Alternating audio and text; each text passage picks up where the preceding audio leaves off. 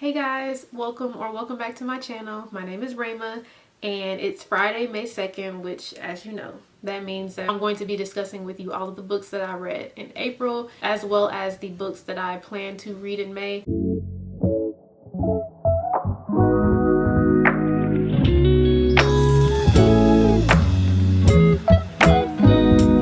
So Eleanor Oliphant is about a woman named Eleanor who has lived a very isolated life. She goes to work, she comes home, everything is super planned out, super scheduled. She doesn't have any surprises. She doesn't have any friends that she talks to, no visitors. She just goes to work, comes home, but she swears that she's fine.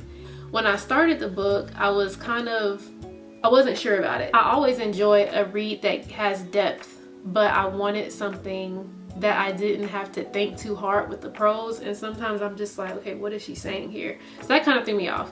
And I also felt like, you know, when she talked about the way she was living her life at first, I was like, well, I mean, if that's her prerogative, it's fine. You know, she said a lot of things that I agreed with, like questioning why, as a person working in a corporate office, do I have to give somebody a gift for doing something that they should have been doing anyway, or like give somebody a wedding present because you chose to get married. Like, I'm paying out all this money for you and we're not even friends. Like, I completely get that way of thinking. So for like, I won't say a lot of the book, but for at least a couple of chapters, I felt like there's nothing wrong with Eleanor.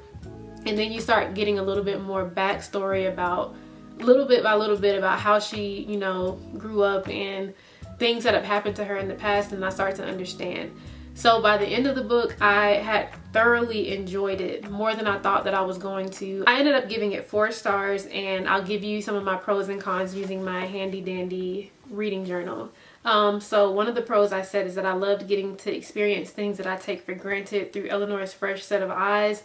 There's like a part where she ends up making a friend, and things that she talks about like doing with that person, like going over to their house and watching a movie, like something that I've taken for granted in the past, is like amazing to her. Or going to, you know, get grooming things that we women get done sometimes, like getting our hair and our nails, and just the way that she experiences those things for the first time. It was very moving to me, because it made me realize that there are a lot of things that I take for granted, and it's not even a sense of me trying to make myself feel better because somebody else's life was like this, but it's just like, that's literally how I think that we should, or how I want to live my life, just super excited by all of the small things all the time.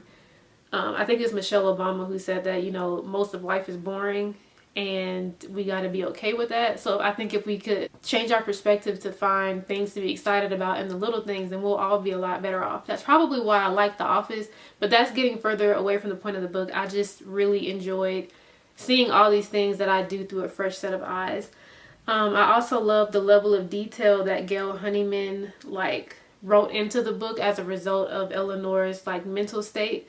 There's a part where, like, her apartment that she's had for years, when she talks about the decor in the apartment, there's a clock, a Power Rangers clock on the wall, and that part made me so unexpectedly sad, because it was like this grown woman didn't even make like the house that she's living in a home. You know what I'm saying? And she says that she's fine over and over again. You know, you would think that she's fine. She's just different. She's just weird.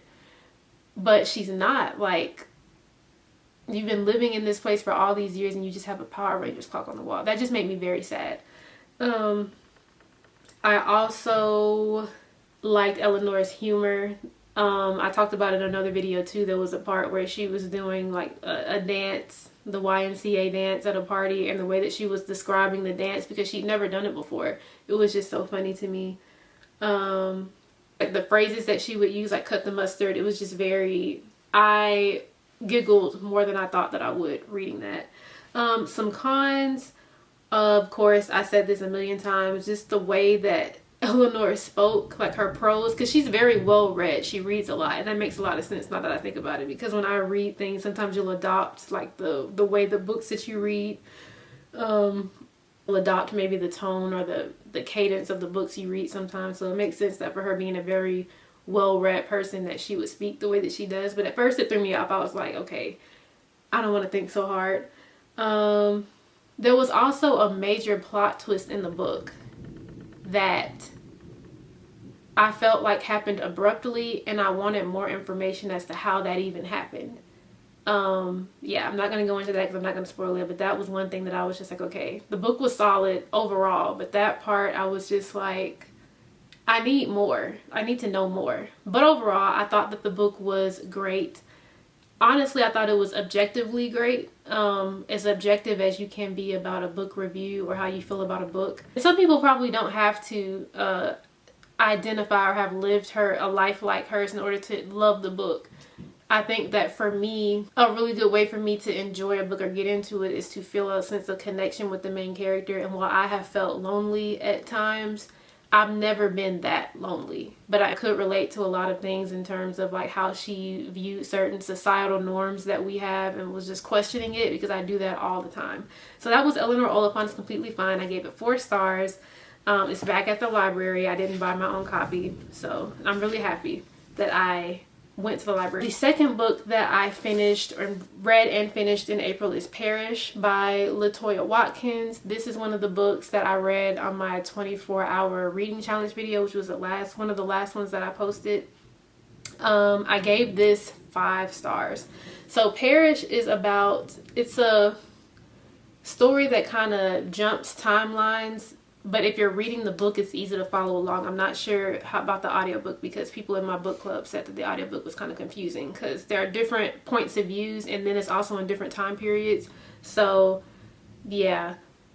Perish is about this Texas-based family, because I don't think that every single person lives in Texas. But this family that's based in Texas, they have experienced profound generational trauma, and I won't tell you what exactly that is because it's not on the back of the book, but trigger warning for family trauma, and there's a certain nature of the trauma that is in here. And I just want to tell you that because I worried in my book club. I was like, if somebody has experienced something like this, I think that they should know that the book is going to be talking about that sort of subject matter. But so this family that's Texas based, they have deep traumatic ties to each other. There's just a lot of generational trauma in this family, and it goes even beyond the matriarch, Helen Jean. They all assume that it starts with her, but it really goes past her and past her parents. So Helen Jean, the matriarch of the family, is passing away, and so all of the family comes back home to Texas to say goodbye to her.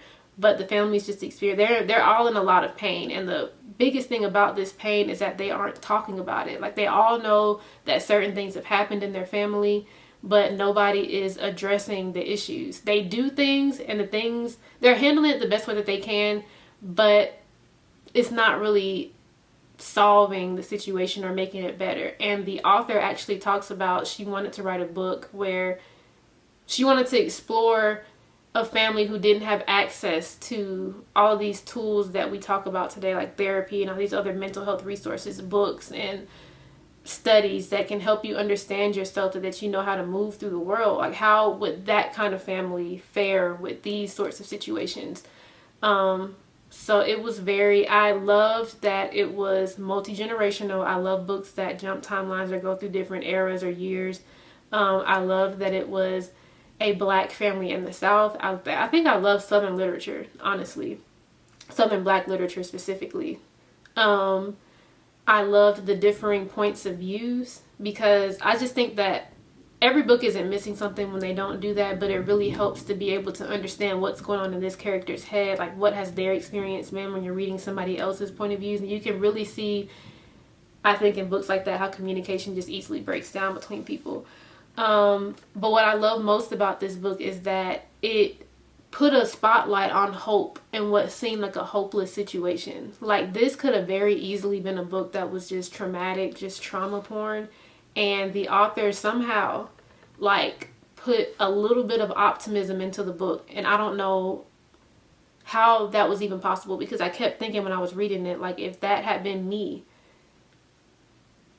how could I have made it? Like, there are people losing their minds. There are people in the book who lost their minds. And it's just like, I thought that it was masterful how the author did that. It made me feel like I didn't just read something to be entertained, that I didn't read something to be entertained with people's trauma that I actually came away from it with a sense of no matter what you go through in this life, you can move forward.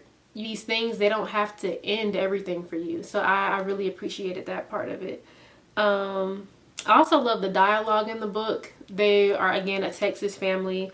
I'm from Alabama and I currently live in South Carolina. So I really just loved hearing the way that they are reading, the way that they spoke. It made the book flow for me. I understood it. It made it interesting, I guess is a better word. And I knew I loved this book because I kept coming back to it. Like when you put the book down and you just keep thinking like, oh, I want to keep reading. That's how I felt when I read this, and that's why I gave it 5 stars, in addition to the hope thing. I had no cons for the book, except for the fact that there's a character introduced in here, and then she resurfaces towards the end, and I'm just like, where does she come from, and what is her significance? Like, why are we even talking about her? I thought that it kind of threw me off. So I gave that as like my one con for the book. But this was definitely a 5-star read. And then after that, also in that 24-hour reading challenge I did, I read The Neighbor Favor by Kristina Forrest, and I was so excited to read this. I wanted a cutesy, like cushiony read about Black love.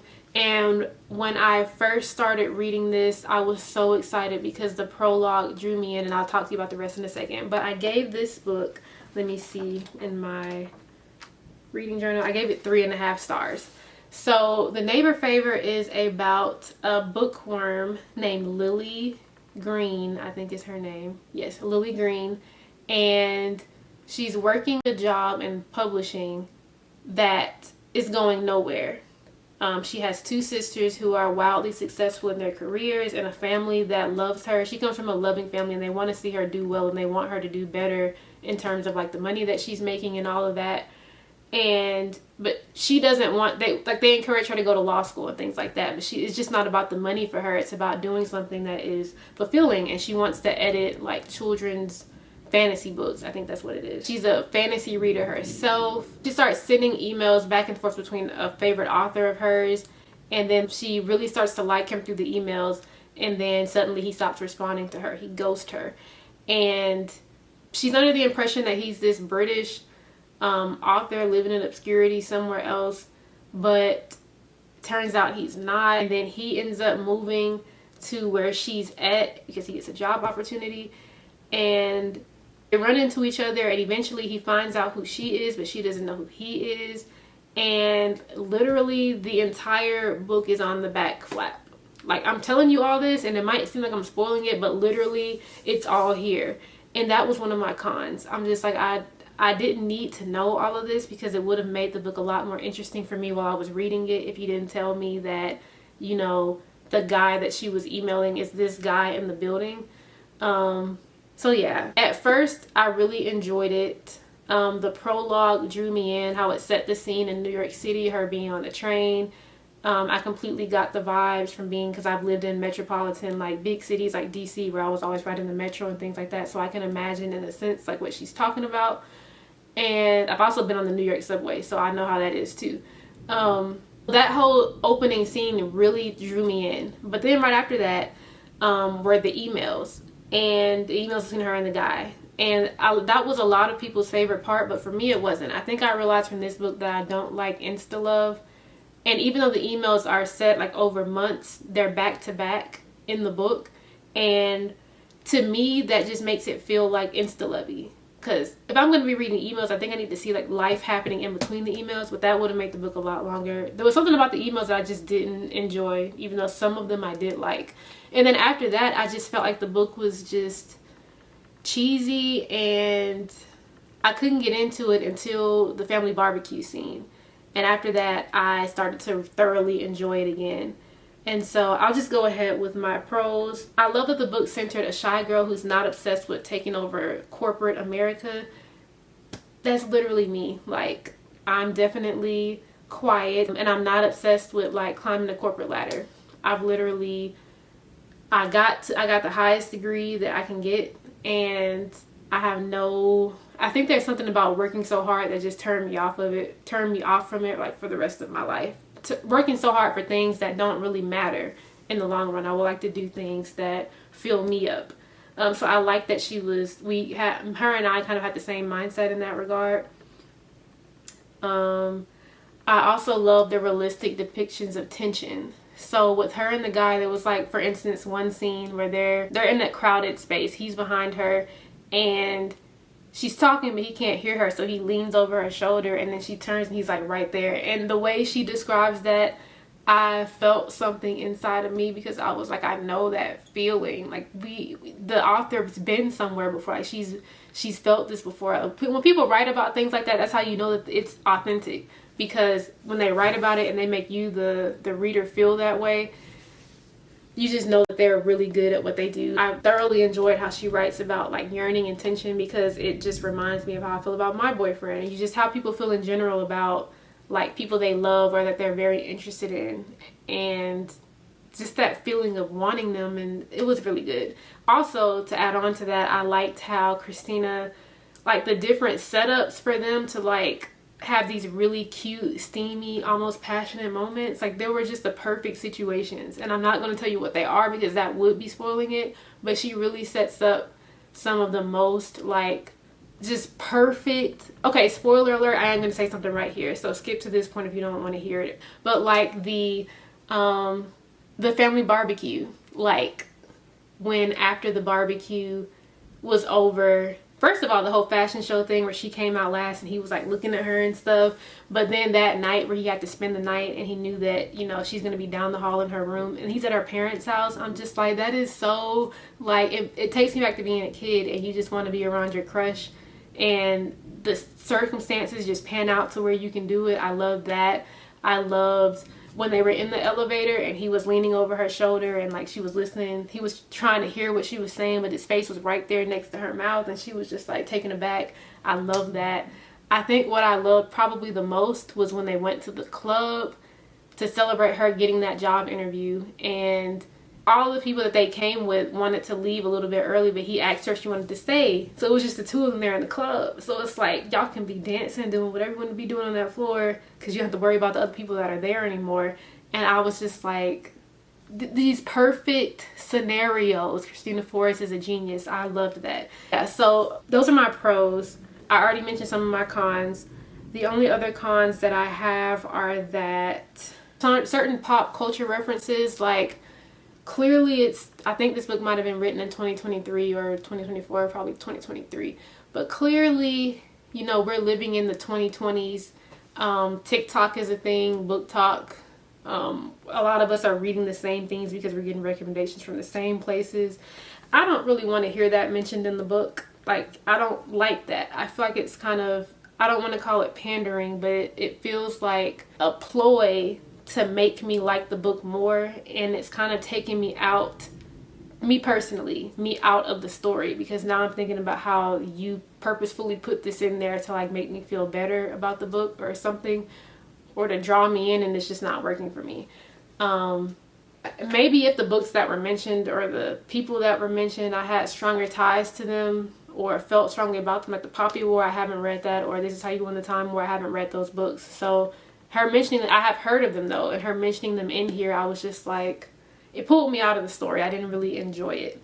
I also thought the characters were very dramatic. Like Nick, the guy, talking about nobody would ever love me. I get it, but also reading it, I was just like, pull yourself together. But that's not nice, because I be dramatic a lot. And yeah, overall, it was a solid read. I enjoyed it in the beginning, and then it started going a little bit flat for me, but then it got better. And at the end of it, I felt like it was a very solid book. And with this being the first one in the series, and I've heard that it gets better and better with the other two, I said that I wasn't going to complete it, but I think I will continue on with this series. Not sure, probably later on, maybe in the summer, because summer I feel like is great for romance. So solid book, 3 out of 5 stars. I did enjoy it. And then the final book I read in April was Kerry Washington's Thicker Than Water. This was the only memoir on my shelf at that time besides Jada's that I hadn't read yet, and I'm so happy that I read this. It chronicles Kerry Washington's whole life from birth until when she wrote this book. And I realized when I was reading it that I just have never thought of Kerry Washington the human. I've only seen her ever as Olivia Pope, and the girl that she played, Chanel, in Save the Last Dance. Like, when I think of Kerry Washington, those are the things that I think about. I never think about like her personal life, because I feel like her personal life isn't on display. And it made so much sense after reading this, because she says that her goal for being an actress was she wanted to act. She wanted to heal audiences and learn more about herself through the characters that she was playing, but she didn't want the fame. And that makes so much sense, because that's how she's literally lived her life. That's the impression that I've gotten from her, and I didn't realize it. I just never thought about Kerry Washington the person. So I wasn't sure why I even bought this book, but I bought it maybe because the cover was really pretty. But now that I've read it, I'm very happy that I did. I never knew that I had so much in common with this woman. Scandal is like one of my top 5 favorite television shows, and I just never knew all these things about her. So pros, I gave this book 3.75 stars, I believe. Not quite 4 stars, but close.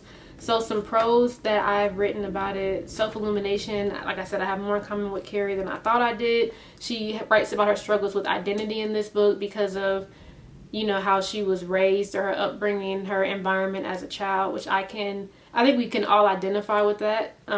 Regardless of if you had the most perfect family, or if your family was very, like, there was a lot of trauma in your home. We are all affected in good and negative ways by our upbringing. So I could definitely identify with that. She talked about how she has struggles trusting herself, which I also think that I have in my life. She loves swimming, which I also do. Disney, she loves, and the way that she talked about those things, it sounded like I was reading something that I wrote, and I was drawn in by that. I loved hearing the details of her early career. So I knew about Save the Last Dance, but I didn't know about the one movie she had before that, or even like the acting that she was doing in middle school and high school. Reading about that was very cool.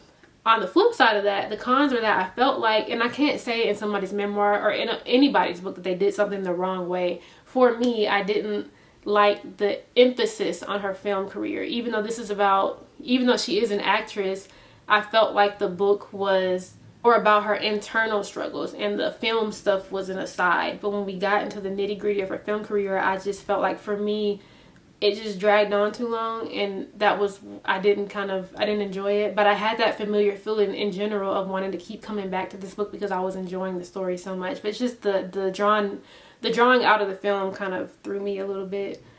I also felt like sometimes the writing was a little bit overly elaborate. She puts sentences together very beautifully, but sometimes it just felt like a lot, and it was also kind of repetitive. She would say one thing in one sentence and literally say it again in the next. But still a really good book, still very well written. I also thought that the structure of the book was cool, but it could have been executed better. She starts off in like 2018, I believe, like a pivotal moment, like most books do. Most books start out with like a pivotal like point for the character, and that's literally how she started her memoir. And then when the moment comes to where we see what happens, she stops the story, and then she goes into like childhood, and then towards the end of the book she revisits that moment from the beginning. I think that's a great structure, but for some reason it just didn't hit like I think it needed to. Might be because I already knew what the big thing was. But overall, I felt like this was a solid book. I enjoyed it thoroughly. I related so much. I have pages, literal like pages and pages of quotes that I got out of it by her. I couldn't stop myself. Maybe I'll try to pick one. Hold on for 1 second. This is a good quote, I think. She says, "I needed to take hold of the concept of success and wrangle it away from the group of others to define it for myself.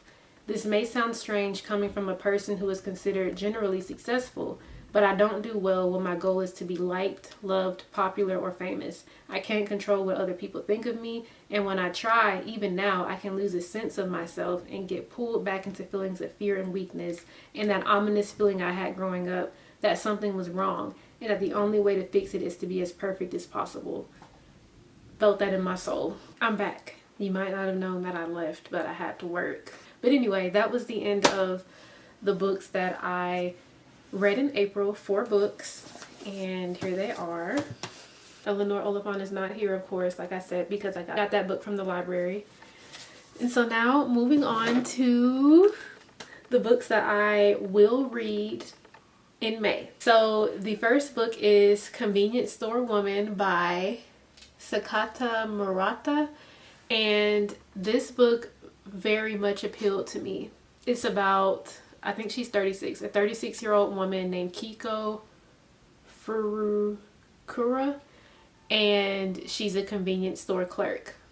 She kind of reminds me of Eleanor in the sense of she doesn't feel like she fits in. She doesn't understand the quirks that humans have, why humans do the things that they do, but she's often looked at as being like the outcast in social situations. So she learns at a very young age to mimic what she sees everybody else doing, and that kind of gets her through life. And then it comes to a point to where I think she's 18, she's just started college, and she starts working at this convenience store. For the first time, she's given a manual of how to live and how to be a human, and it works great for her inside of the store. And so fast forward about 18 years, she's 36 now, and she's still working at the convenience store. I had to make sure I wasn't spoiling it. I'm only like 39 pages in. So that's all I know. She comes from a loving family. They love and support her, but they're worried about her. And she also has one friend that she made somehow. I'm not really even sure how this happened. Somehow she doesn't have friends. Like, she never talks to people, but she made a friend by going to a reunion for some reason, a school reunion. So she made a friend, and she hangs on to that friend because that's her only source of like connection to life outside of work. And so it's starting to be apparent, I think this is also said on the back, that it's starting to be apparent that the people around her want her to want more for herself, but she's content with her life the way it is. So I think it's going to come to a head to like, does she do what the people around her are saying that she should do to appease them, or should she do what's best for her, even though that doesn't look like something that society would normally approve? And this spoke to me, especially this review on the back that says this book is a gift to anyone who has ever felt at odds with the world. I feel that deeply. And I also just feel like turning 30 and not having anyone to answer to anymore awoke this thing in me that's just like, why do I have to do this? Why do I have to do that? I have to have a really good reason for everything I do at this point in my life. I have to want to do it. If I don't want to do it, I don't want to waste my time doing it. So a story about a person who is different and dares to be different speaks a lot to me, I think, in this season of my life. And I'm very excited to finish this book. It's not that long. I think it's only 170-ish pages. So it shouldn't take me long to finish it at all. So yeah, that is Convenience Store Woman. I was going to say something else, but I think I forgot what I was going to mention. But yeah, that's Convenience Store Woman. The second book that I have on this list is Deacon King Kong by James McBride. Of course, this is a book club read. This is our book club read for the month of May. And I've been excited to read all of the books because they were actually, except for the first one, and the first one wasn't bad, they were pretty good, like good selections this year, or this spring. I think they call it the spring session. However, this entire, every read that we've had so far this year have had very heavy stories and lessons in them. But this one does not seem like that. It says that it is the funny, surprising story of the shooting of a Brooklyn drug dealer and the people who witnessed it. From James McBride, author of the National Book Award winning The Good Lord Bird. It says, in September 1969, an old church deacon known as Sport Coat shuffles into the courtyard of the Causeway Housing Projects in South Brooklyn, pulls a .38 from his pocket, and in front of everybody shoots the project's drug dealer at point-blank range. The reasons for this burst of violence and the consequences that spring from it are at the heart of Deacon King Kong. McBride brings to vivid life the people affected by the shooting, the victim, the African American and Latino residents who witnessed it, the local cops assigned to investigate, the members of the Five Ends Baptist Church where Sport Coat was deacon, the neighborhood's Italian mobsters, and Sport Coat himself. Drawing from both his masterly storytelling skills and his abiding faith in humanity, James McBride has written a novel that's as involving as The Good Lord Bird and as emotionally honest as The Color of Water, and that demonstrates that love and faith live in all of us. Now this sounds great. I love that it is historical in nature. It's set in 1969. And I also love that. I think that it's kind of like a whodunit book, if I'm not mistaken. It does not say that on the back, but I feel like I heard that in book club or I read it somewhere. So the fact that it says it's funny and demonstrates that love and faith live in all of us, this is what I need right now. So again, very excited to read this one. It says Oprah's Book Club in 2020 and one of the New York Times 10 best books of the year when it came out. So again, that's Deacon King Kong. The third book I have is, or I'm planning to read that I will read this month, is A Love Song for Ricki Wilde. I told you guys that I wanted to get more into black romances, and I told myself that I wanted something cutesy and fluffy. I'm beginning to learn what it is that I actually want to read. I need a love story that feels realistic to me. I don't need something that's like a Hallmark movie. Like, I need something with some depth to it.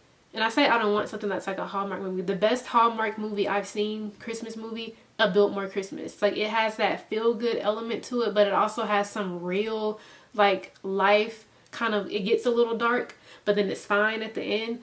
Like, I need that.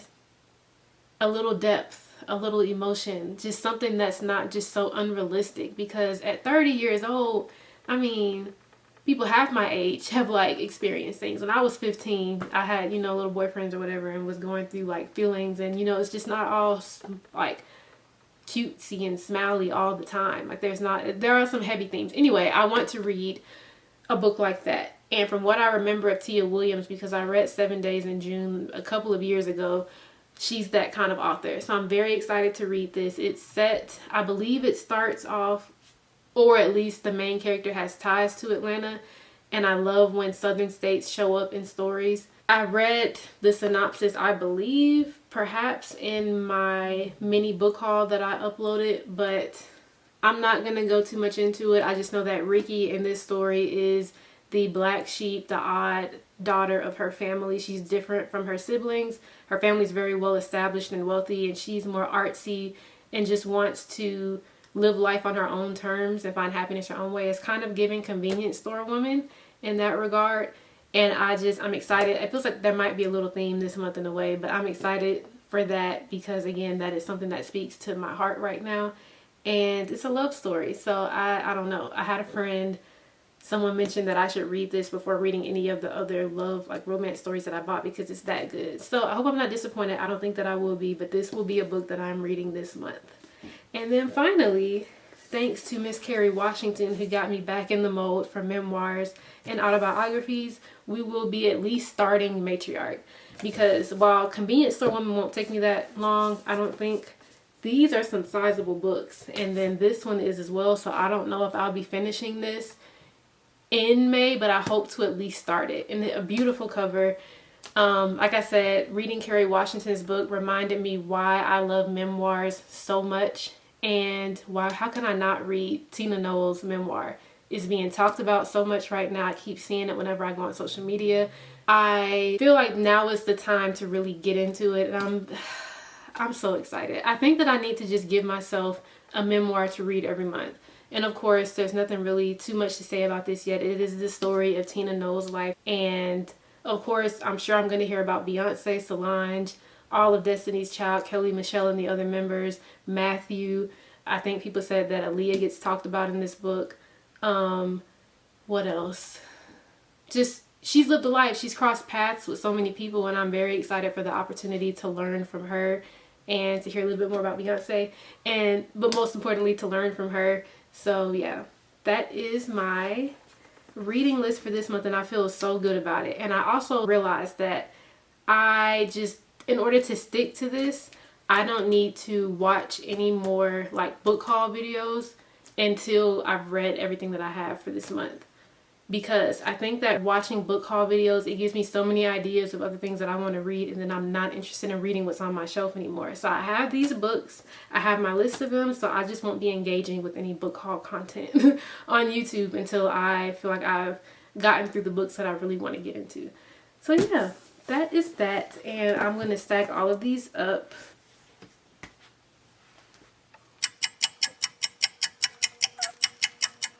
those are the books. Yeah, let me know in the comments what you're planning to read for May. Let me know any ideas for videos that you would want to watch. I know personally I like watching a lot of vlogs from specific people. I do like the sit down videos, but I don't know, I just kind of want to know what you guys want to watch and see how that goes into what I want to do. But yes, please let me know what you're reading now, what you're planning on reading, and comment a pizza emoji if you made it to this point in the video, because I ate pizza for lunch today. Anyway, I hope that you guys have a great weekend. Like I said, it's May 2nd. It's a new month. Blessings and peace to all of you.